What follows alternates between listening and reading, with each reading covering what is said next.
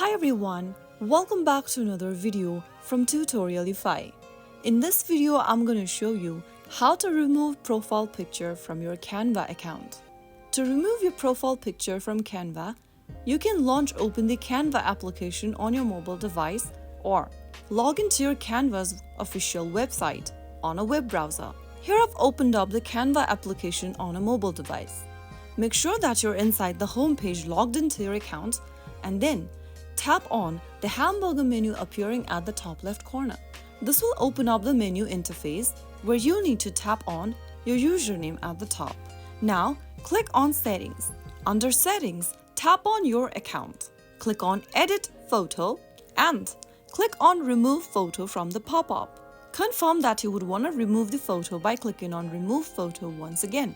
Right after you do that, you will be able to remove your profile picture from your Canva mobile application. I hope the video was helpful to you.